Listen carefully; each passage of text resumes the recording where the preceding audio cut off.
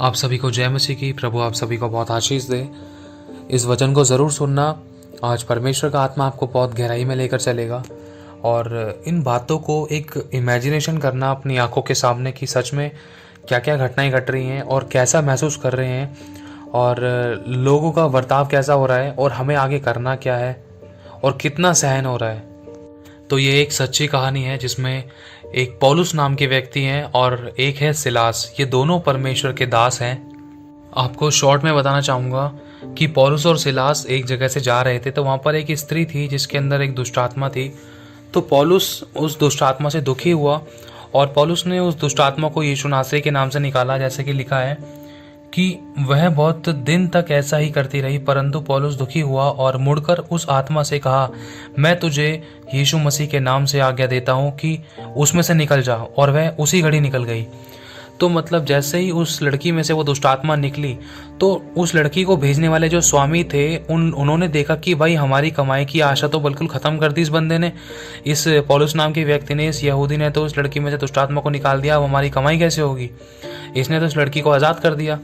तो उन स्वामियों ने उन पौलुस और सिलास उन दोनों को पकड़कर भीड़ के बीच में उनको पकड़कर मतलब वहाँ के हाकिमों के पास लेकर गए और वहाँ की जो बहुत बड़ी भीड़ थी लोगों की वो भी उनका विरोध करने लगी। मतलब पौलुस और सिलास का विरोध होने लगा और वहाँ पर उनको जब पकड़ने के बाद उनके कपड़े फाड़ दिए। कपड़े उतारने के बाद उनको बेत मारने की आज्ञा दी गई।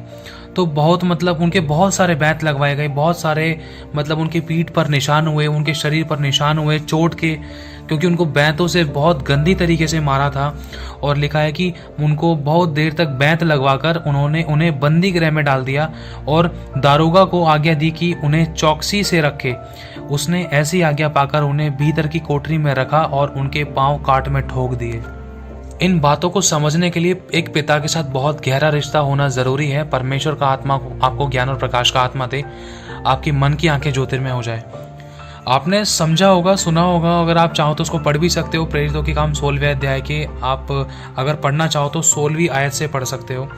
इसमें जब पौलुस ने उस लड़की में से दुष्ट आत्मा निकाली है तो उस दुष्ट आत्मा निकलने से लेकर मतलब इनको बंदी गृह में डालने तक, वरन इनके पैरों को भी काट में ठोकने तक, मतलब इनके मुंह से कुछ ऐसा गलत नहीं निकला। ना ही परमेश्वर की इन्होंने निंदा की, ना तो उन्होंने लोगों पर उंगली उठाई, ना तो इन्होंने भागने की कोशिश करी, और ना ही ये आपस में लड़े, और ना ही ये कुड़कुड़ाए, ना ही बुड़बुड़ाए, और ना ही अपने आप को सही दिखाने की कोशिश करी।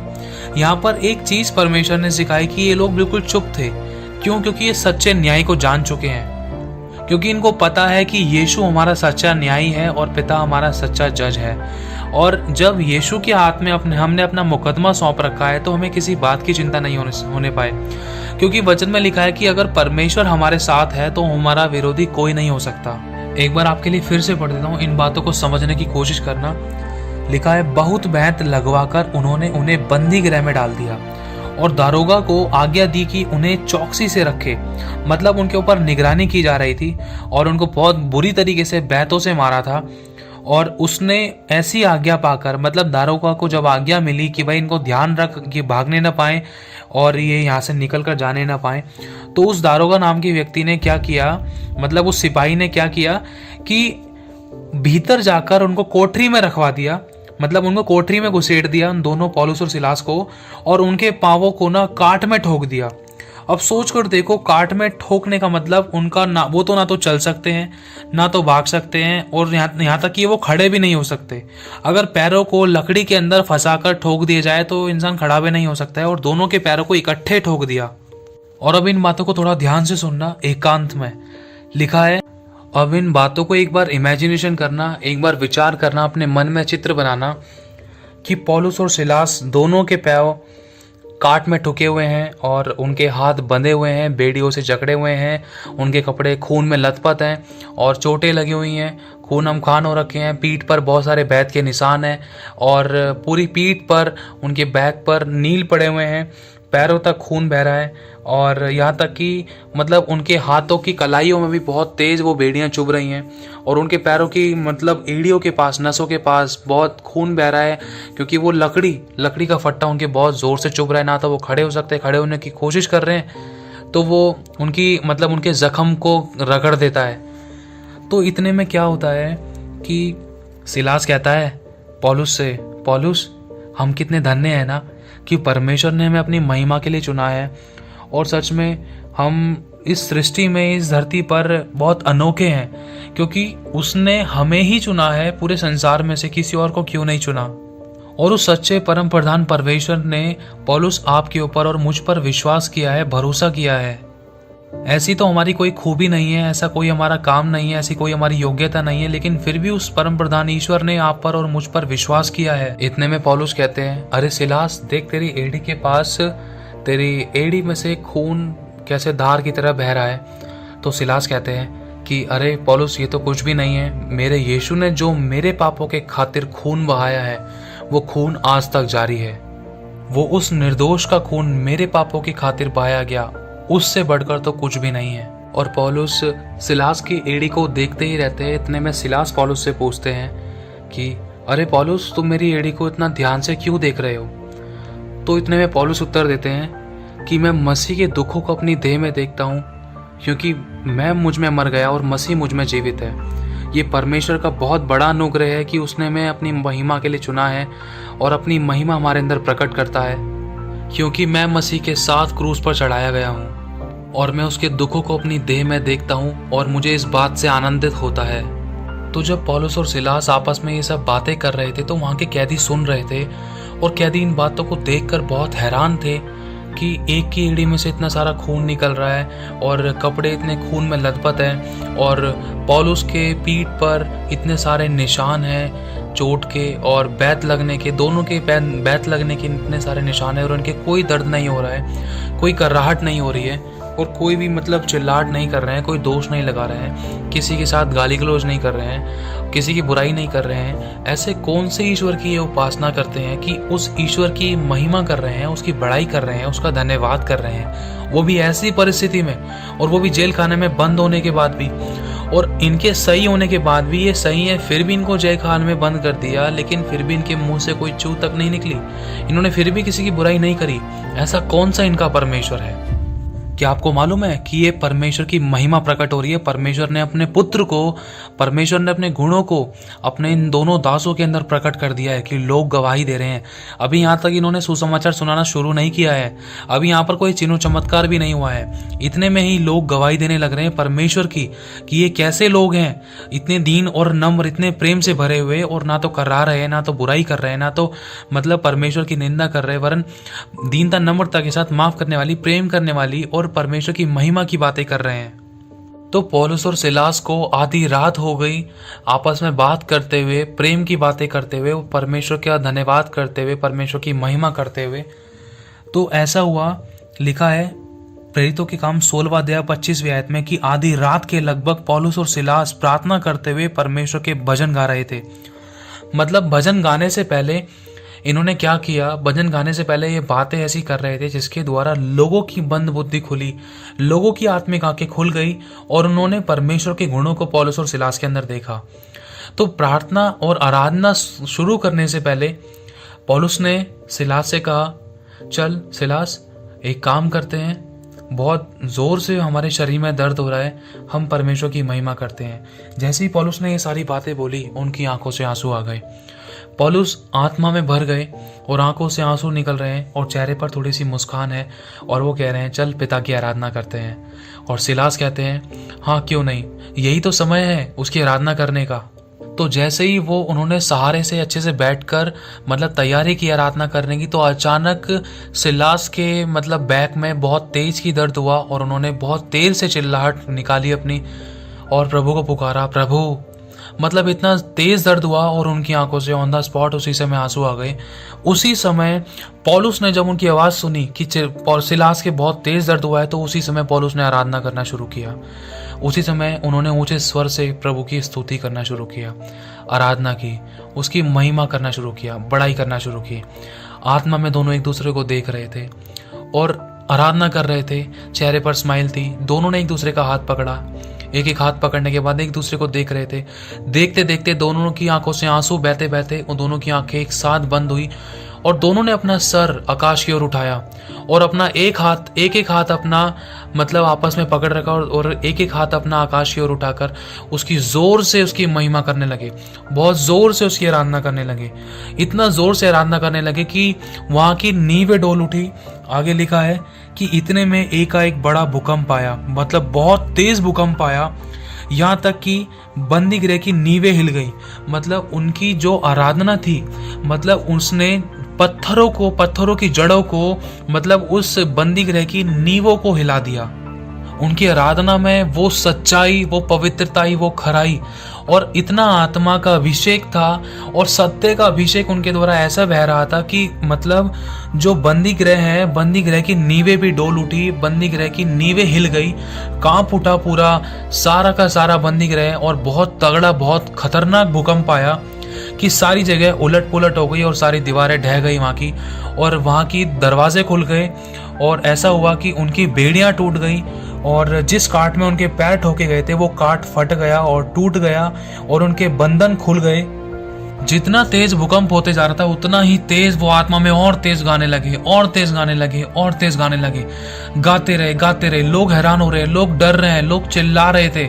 जब वो आराधना करते करते अपना स्तर ऊंचा करते जा रहे थे तो उसी समय परमेश्वर की उपस्थिति वहां पर महसूस हुई। परमेश्वर ने अपना सिंहासन उनके बीच में लगाया। लिखा है ना, जहां परमेश्वर का आत्मा उपस्थित होता है वहां पर लोगों के छुटकारे होते हैं, बंधन खुल जाते हैं, अभिषेक के कारण जूहे टूट जाते हैं।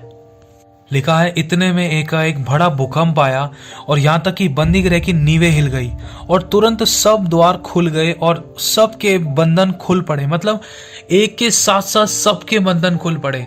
पौलुस और सिलास के तो खुले ही, और जो लोग उनके साथ पहले से ही बंदी गृह में कैद थे, जो उनको देख रहे थे सारी बातें सुनते हुए, परमेश्वर की महिमा करते हुए, आराधना करते हुए, जब ये सारी बातें हो रही थी तो उनके भी बंधन खुल चुके। जो ये सब कुछ देख रहे थे सबके बंधन खुल गए तुरंत ऑन द स्पॉट, और सबके बंधन खुल पड़े और दारोगा जाग उठा और बंदी गृह के द्वार खुले देखकर समझा कि कैदी भाग गए हैं। अतः उसने तलवार खींचकर अपने आप को मार डालना चाहा, परंतु पौलुस ने ऊंचे शब्द से पुकार कर कहा, अपने आप को कुछ हानि ना पहुंचा, क्योंकि हम सब यही हैं। तब वह दिया मंगवाकर भीतर लपका और कांपता हुआ पौलुस और सिलास के आगे गिरा। मतलब वो जो दारोगा था, वो जो सिपाही था, वो बहुत डर गया था कि अगर पौलुस और सिलास और ये सारे जो बंदी गृह में यहाँ पर कैद है, अगर ये भाग गए तो राजा मेरे को मार डालेगा, हाकिम मुझे मार डालेगा। अगर मैं अपने आप को नहीं मारूंगा तो हाकिम मुझे बहुत बेचैनी से, बहुत गंदी तरीके से तड़पा कर मरवा डालेगा। अगर मैंने अपने आप को मार लिया तो ये मेरे लिए भला होगा कि मैं एक बार में मर जाऊं। तो पौलुस और सिलास के बारे में जब उसने सोचा कि वो तो भाग गए होंगे और ये सारे कैदी खुलकर मतलब छूट कर भाग गए होंगे, तो उस दारोगा ने अपनी तलवार निकाली और अपने आप को मारने को लगा। इतने में पौलुस ने आवाज दी। पौलुस ने कहा, दारोगा ठहर जा, इसी समय ठहर जा। मैं तुझसे कहता हूं हम में से कोई नहीं भागा है, हम सब यहीं की यहीं हैं। अगर तुझे विश्वास नहीं है तो जा दिया मंगवा और दिया लेकर अंदर आकर देख ले। तो वो दिया लेकर आया, लपक कर अंदर आकर देखा तो सबके सब वहीं थे, कोई नहीं भागा था। बंधन सबके खुल चुके थे, सबकी चैनें टूट चुकी थी, सबके फट्टे फट चुके थे। और फिर उसके बाद वो दारोगा घुटनों के बल आकर मतलब उनसे कहने लगा, तब वह दिया मंगवाकर भीतर लपका और कांपता हुआ पौलुस और सिलास के आगे गिरा, मतलब गिर पड़ा और उन्हें बाहर लाकर कहा, हे सज्जनों, उद्धार पाने के लिए मैं क्या करूं, मुझे बताओ। उन्होंने कहा कि प्रभु यीशु मसीह पर विश्वास कर तो तू और तेरा घराना उद्धार पाएंगे। और उन्होंने उसको और उसके सारे घराने लोगों को प्रभु का वचन सुनाया और रात को उसी घड़ी उसने उन्हें ले जाकर उनके घाव धोए और उनसे अपने सब लोगों समय तुरंत बपतिस्मा लिया। तब वह उन्हें अपने घर में ले जाकर उनके आगे भोजन रखा और सारे घराने समेत परमेश्वर पर विश्वास करके आनंद किया। अगर आप ऐसा अभिषेक पाना चाहते हो तो परिस्थिति चाहे जैसे भी हो, तो आपको हर बात में, हर विचार में, हर शब्दों में, हर एक सिचुएशन परिस्थिति में, चाहे अपने विरुद्ध में है, चाहे अपने दिल दुखा रहे थे, चाहे अपने छोड़कर जा रहे थे, चाहे अपने सता रहे थे, चाहे जिन पर हमने भरोसा किया उन्होंने भी हमारे मुंह पर लात उठाई और सारे दरवाजे बंद कर दिए, तो हर एक परिस्थिति सिचुएशन में आपको उन पर दोष ना लगाकर, उनकी बुराई ना करके वरन खुदा की महिमा करनी है, उन परमेश्वर के गुणों को प्रकट करना है। क्यों? क्योंकि यीशु ने भी यही किया है। जब यीशु के मुंह पर थूका गया, थूकने की आज्ञा नहीं थी, लेकिन यीशु के मुंह पर थूका गया। यीशु मसीह को सिर्फ एक ही आज्ञा मिली थी कि यीशु मसीह के कोड़े लगवाकर उसको क्रूस पर चढ़ाए और उसको क्रूस की मृत्यु दे। बस यीशु मसीह के ऊपर थूकने की आज्ञा नहीं थी, लेकिन फिर भी थूका गया। यीशु मसीह को गाली देने की आज्ञा नहीं थी, लेकिन फिर भी गाली दी गई यीशु को। और यीशु मसीह को सरकंडा मारने की आज्ञा नहीं थी, लेकिन यीशु मसीह के सरकंडा मारा गया, सर में सरकंडा मारा गया। यीशु मसीह के सर पे कांटों का ताज पहनाने की आज्ञा नहीं थी, लेकिन फिर भी यीशु मसीह के सर पे कांटों का ताज पहनाया गया। यीशु के छाती में भाला मारने की आज्ञा नहीं थी, लेकिन फिर भी छाती में भाला मारा गया। यीशु मसीह के चांटा मारने की आज्ञा नहीं थी, लेकिन फिर भी यीशु मसीह के सही होने के बाद भी यीशु मसीह के मुंह पर थप्पड़ मारा गया। और यीशु मसीह के कपड़े फाड़ने की आज्ञा नहीं थी, लेकिन उसके फिर भी कपड़े फाड़े गए। यीशु मसीह पर गाली देने की आज्ञा नहीं थी, लेकिन फिर भी यीशु मसीह को गाली दी गई। लिखा है उसने गाली के बदले गाली नहीं दी। और यीशु मसीह पर झूठा दोष लगाने की आज्ञा नहीं थी, लेकिन फिर भी यीशु मसीह पर झूठा दोष लगाया गया। लेकिन फिर भी प्रभु यीशु मसीह ने जब क्रूस की दर्दनाक मृत्यु सही, तो उससे पहले यीशु ने क्या कहा, उनका कलमा क्या था, उनका वचन क्या था, उनके आखिरी शब्द क्या थे। उसमें से प्रभु ने एक शब्द और बोला कि हे पिता, इन्हें क्षमा करिए, नहीं जानते क्या कर रहे हैं। यीशु मसीह ने जो सिखाया, जो बताया, वो चीज़ खुद भी करी। ये नहीं कि सिर्फ बताने वाला रहा और करके नहीं दिखाया। यीशु मसीह ने जो बोला वो करके भी दिखाया, और जो सिखाया यीशु मसीह ने लोगों को, वो खुद भी अपने जीवन में अप्लाई किया। और वही काम पौलुस और सिलास ने किया। जब पौलुस और सिलास बिल्कुल दीनता नम्रता के साथ खुदावन सच्चे प्रभु यीशु मसीह को अपना सच्चा न्यायी मानकर प्रभु सच्चे न्याय के हाथों में अपने आप को जब सौंपा, तो उनको 24 घंटे भी नहीं रख पाए। वहाँ के लोग 24 घंटे भी नहीं रख पाए, एक रात भी नहीं रख पाए। सिर्फ आधी रात ही हुई थी, इतने में भूकंप आ गया था। और क्यों? क्योंकि उन्होंने अपने आप को सच्चे न्यायी प्रभु यीशु मसीह के हाथ में सौंपा था, और उनको पता था कि हमारा न्यायी सच्चा है, वो झूठा नहीं है। और उन्होंने उन दुखों में होने के बाद भी प्रभु यीशु मसीह की महिमा करी, आंसू के साथ चिल्ला चिल्ला कर परमेश्वर की आराधना की। और ऐसा अभिषेक बहा उस समय, खुदावन का सिंहासन स्वर्ग से उतरकर खुदावन खुद उनके पास उस बंदी गृह में आ बैठा। और जब बंदी गृह में आया, तो वो बंदी गृह भी परमेश्वर की उपस्थिति में, मतलब वो पवित्र नहीं रह सका। उस बंदी गृह की नींवें डोल उठी, वो खड़ा नहीं रह सका। बंदी गृह की वो चैने भी, वो फट्टा भी, जिनके कारण वो लोग बंधे हुए थे, वो भी नहीं ठहर सके, वो भी टूट गए, बंधन टूट गए। सारे शत्रु, मतलब वो गंदी आत्माएं, वो मर गई, और लोगों के कठोर हृदय नम्र हुए, और लोगों ने विश्वास किया। यहां तक कि वो जब अभिषेक बहा गया, जब उनके द्वारा, पौलुस और सिलास के द्वारा जब वो आराधना कर रहे थे, तो उनके द्वारा ऐसा अभिषेक बहा कि जो सुन रहे थे उनके बंधन खुल गए, सुनने वालों के कठोर हृदय छिद गए, और उन्होंने परमेश्वर के विरुद्ध में नहीं, वरन परमेश्वर के फेवर में गवाही दी, वरन खुद विश्वास भी किया, और अपने परिवार का भी उद्धार कराया, और अपने जीवन को परमेश्वर के आगे समर्पित किया। जो कुछ घंटे पहले विरोध में थे, जो हंस रहे थे, जो बुराइयां कर रहे थे, जिन्होंने काठ में, मतलब उनके पैर ठोके थे, थोड़ी देर बाद ही, कुछ घंटों बाद ही, मतलब आधी रात को ही, कुछ घंटों बाद ही जिन्होंने पैर ठोके थे, वो खुद उठकर बपतिस्मा ले रहे हैं। क्यों? क्योंकि इनके समर्पण के द्वारा इन्होंने परमेश्वर की बुराई नहीं करी, इन्होंने निंदा नहीं करी, इन्होंने लोगों पर दोष नहीं लगाया, ये सही थे। लिखा है अगर तुम सही हो, अगर तुम सही होने के बाद भी दुख सह रहे हो, तो ये परमेश्वर को भाता है।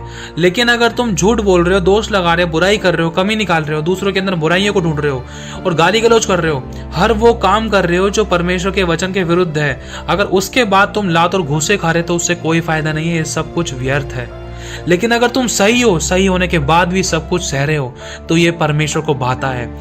और जब खुदावंद अपने लोगों को दुख में देखता है ना, तो वो बैठ नहीं सकता, वो खड़ा हो जाता है। क्योंकि लिखा है, स्तिफनोस ने इस बात की गवाही दी है। लिखा है प्रेरितों की काम 7वां अध्याय और 54वीं आयत में, ये बातें सुनकर वे जल गए और उस पर दांत पीसने लगे, मतलब स्तिफनोस पर दांत पीसने लगे। परंतु उसने पवित्र आत्मा से परिपूर्ण होकर स्वर्ग की ओर आंखें उठाकर देखा और परमेश्वर की महिमा को और यीशु को परमेश्वर के दाहिने ओर खड़ा हुआ देखा। कहा, देखो मैं स्वर्ग को खुला हुआ और मनुष्य के पुत्र को परमेश्वर के दाहिने ओर खड़ा हुआ देखता हूं। परमेश्वर तुरंत न्याय चुकाता है, वो अपने लोगों को दुख में नहीं देख सकता। और जब पौलुस और सिलास जब वो वहां से भागे नहीं थे, जब उन्होंने अपने आप को वहीं पर उस दारोगा के सामने प्रकट किया कि हम यहीं पर हैं, हम कहीं नहीं गए हैं, तू चिंता ना कर, तो उस दरोगा ने विश्वास किया, ऐसा अभिषेक बहने लगा उनके द्वारा कि जो शत्रु थे, शत्रुओं के आगे मेज लगी, वरन उनके कटोरे थे नम्र हो गए। और आराधना के द्वारा उनके बंधन टूट गए। जब उन्होंने खुदावन से प्रार्थना करी तो उनकी बेड़ियां खुल गई और आश्चर्य कर्म प्रकट हुआ। जो विरोध में थे वो फेवर में आए। कि जब दिन हुआ तब हाकिमों ने सिपाहियों के हाथ कहला भेजा कि उन मनुष्य को छोड़ दो। दारोगा ने ये बातें पौलुस से कही। हाकिमों ने तुम्हें छोड़ देने की आज्ञा भेज दी है, इसलिए अब निकलकर कुशल से चले जाओ। मतलब पौलुस और सिलास का परमेश्वर ने ऐसा न्याय चुकाया कि जिन लोगों ने उनको बंद करा था ना, वो खुद ही उनको कह रहे हैं कि चलो जाओ और तुम्हें छोड़ देने की आज्ञा निकल चुकी है। क्यों? क्योंकि जब उन्होंने परमेश्वर मतलब सच्चे न्याय के हाथों में अपने आप को सौंपा। बस इस कहानी से, इस सच्ची घटना से परमेश्वर सिखाता है, बहुत कुछ सिखाता है। लेकिन अभी कुछ समय के लिए आपको बताने के लिए ये है कि चाहे कैसी भी सिचुएशन है, कैसी भी परिस्थिति है, चाहे हमारे अपने विरोध में थे, चाहे कितना भी कोई दुख दे रहे थे, चाहे कोई विश्वास में नहीं आ रहे थे, हमारे परिवार में कुछ विश्वास में है, कुछ नहीं है, या कुछ विश्वास में आने वाले हैं, या कुछ बपतिस्मा ले चुके हैं या नहीं ले रहे हैं, तो उनके लिए हमें प्रार्थना तो करनी है। साथ साथ हमें अपनी दीनता, नम्रता दिखानी है, परमेश्वर के गुणों को प्रकट करना है। क्योंकि दूसरों को परमेश्वर का वचन सुनाने के साथ साथ हमारे अंदर वो गुण प्रकट भी होने चाहिए, ताकि लोग हमारे बदले हुए जीवन को देखें। पौलुस और सिलास के साथ सबसे पहले यही हुआ। जब ये आपस में बैठकर बातचीत कर रहे थे, जब ये वहां पर बैठे थे, जब ये आराधना प्रार्थना कर रहे थे, आपस में बातचीत कर रहे थे, तो वहां पर सारे लोग देख रहे थे इनको।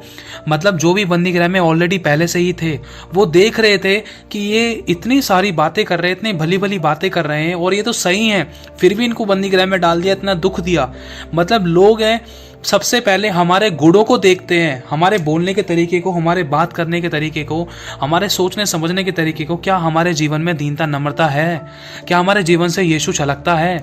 सुसमाचार पर तो विश्वास लोग बाद में करेंगे, पहले हमारे गुणों से प्रकट हो जाएगा कि हम किस पर विश्वास करते हैं, हम किसकी संतान है।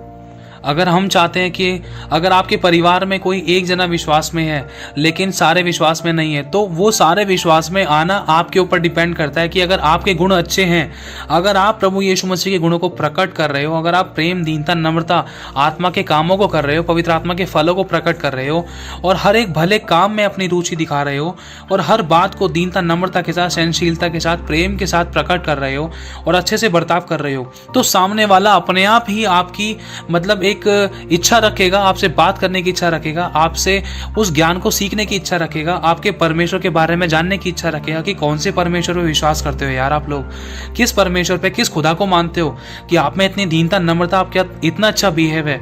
आपको चाहे कोई कितना भी सताता है, लेकिन आप प्रार्थना करते हो, आप दया करते हो, माफ करते हो। जब भी हम आपसे बात करते हैं तो आपके मन से, आपके शब्दों से, आपकी बातों से ऐसा प्रकट होता है, और आपके चलने फिरने, उठने बैठने से ऐसा प्रकट होता है कि आप बहुत एक सिद्ध पुरुष या सिद्ध व्यक्ति हैं। आप एक बहुत परफेक्ट व्यक्ति हैं, जो पापों से बहुत दूर रहते हैं, जो सच्चाई, खराई, पवित्रताई का जीवन जीते हैं। तो बस मेरे भाई और बहनों, इतना कहना चाहता हूँ। वचन कहता है जो दुख में है वो प्रार्थना करे।